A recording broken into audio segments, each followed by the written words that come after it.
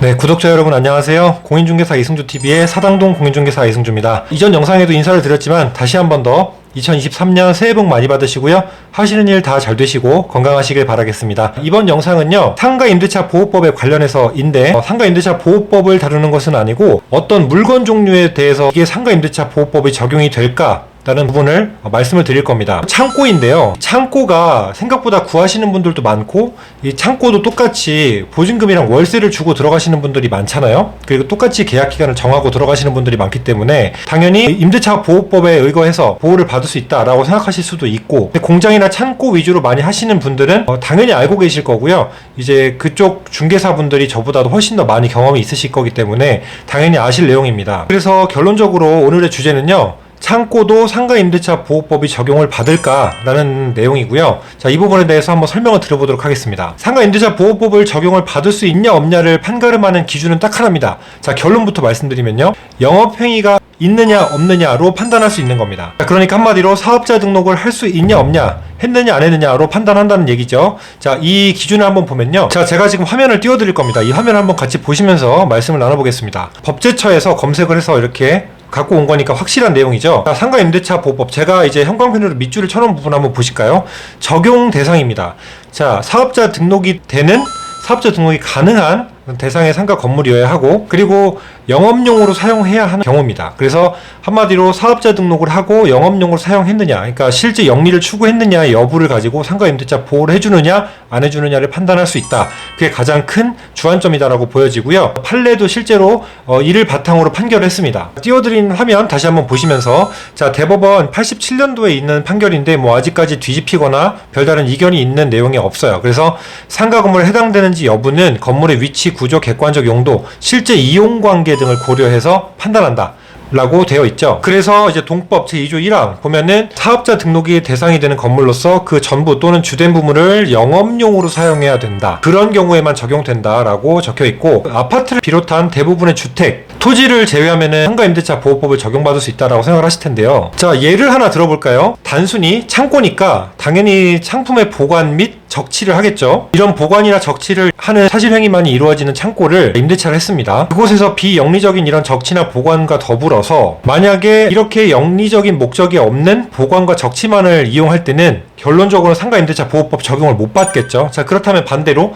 보관도 하면서 거기에 사업자 등록을 해서 영리행위를 하거나 수익사업을 같이 한다, 영업활동이 같이 이루어진다라고 했을 경우에는 상임법의 적용 대상이 되면서 상가건물 임대차 보호법 적용을 받을 수 있겠죠. 자, 상가임대차 보호법 적용을 못 받으니까 법의 준용을 아무것도 못 받나요? 라고 할 수도 있는데요. 자, 그렇지는 않고요. 상가임대차 보호법은 특별법이죠. 그렇다면 원래 근간에서 만든 법은 민법입니다. 자, 민법이 엄청 넓고 방대하죠. 자, 이럴 때는 이제 민법의 준용을 받기 때문에 계약에 관련된 해지 통고나 이런 부분은 민법에 관련된 준용을 합니다. 자, 그러니까 다시 한번 정리하면, 창고에 단순히 비영리적인 보관이나 적치만 할 때는 임대차 보호법 적용이 안 됩니다. 하지만 이런 사실행위만 있는 게 아니라 창고의 판매, 제조, 가공, 당연하죠. 그리고 영리적인 활동, 영업행위 등이 이루어진다면 임대차 보호법에 적용을 받을 수가 있습니다. 그러니까 이럴 때는 당연히 영리가 있었다는 거는 매출이 발생을 하는 거고 당연히 사업자 등록이 이루어져야겠죠. 자, 사업자 등록이 이루어진다는 게 아까 말씀드린 임대차 보호법 2조에 이런 사업자 등록이 돼야 된다라는 내용과 일맥상통할 수 있겠죠. 자, 그렇다면 또 이렇게 질문하신 분도 있을 겁니다. 저는 창고나 공장 이런 곳을 주거용으로 사용하고 있는데요 라고 하실 수도 있잖아요.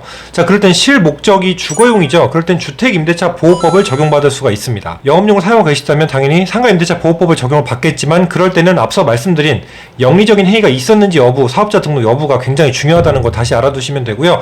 주택은 그냥 말 그대로 전입신고를 하고 살 목적이기 때문에 전입신고로 실제 주거 용도로 사용했다면 주거용으로 본다라는 겁니다. 공장을 예를 들면은, 공장은 이제 설비를 제조, 가공하고 이런 유통 단계를 거치는 그런 기반이 되는 행위를 하는 곳이잖아요. 창고는 보관을 하지만 보관을 하는 곳에서 끝나면 안 된다고 말씀드렸죠. 이런 곳에서 제품을 생산, 보관, 비롯해서 판매 활동까지 원스톱으로 한다. 제조업 등록을 하고 당연히 사업자 등록을 따로 하셨다면 상관없겠지만, 이 창고의 경우에는 이런 영리적인 행위가 같이 재반이 되어야, 물론 공장까지 합쳐야 된다는 얘기는 아닙니다. 자, 그래야 상임법 적용을 받을 수 있다라고 판단하시면 될 겁니다. 자, 그렇다면 아까 제가 말씀드린 상임법 적용 못 받았다, 그러면 민법의 적용만 받는다라고 했을 때, 자, 이럴 때는 어떨 수 있을까? 자, 상임법의 적용을 받지 못한다라는 부분 첫 번째로, 자, 이럴 때는 어떻게 되냐면요. 첫 번째, 5% 이상의 초과 임대료를 인상할 수 있겠죠. 자, 두 번째, 임차인이 대항력을 가질 수가 없습니다. 자, 그리고 세 번째, 임차인이 계약갱신 요구를 10년 할 수가 없겠죠. 자, 네 번째, 권리금 회수 기회가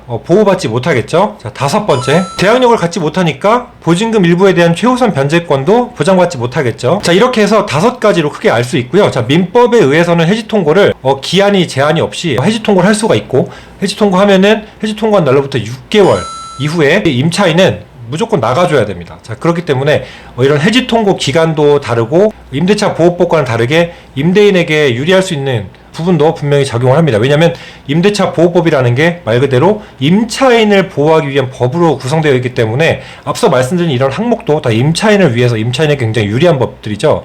자, 그래서 창고나 공장을 이런 영리적인 목적으로 임대차를 하지 않는다라고 하시면, 자, 이분들께서는 보증금을 일단 최소로 맞춰주시거나, 아니면 제일 추천드리는 방법은 영리행위를 하시는, 그리고 사업자 등록을 하셔서 임대차 보호법을 적용받으실 수 있도록 하시는 것이 가장 안전하고 좋은 계약이 아닐까라고 생각이 듭니다. 창고를 이용해서 스마트 스토어 판매를 하실 수도 있고요. 공장을, 제조업을 등록해 놓으시고 여기서 이제 매출을 발생하실 수도 있잖아요.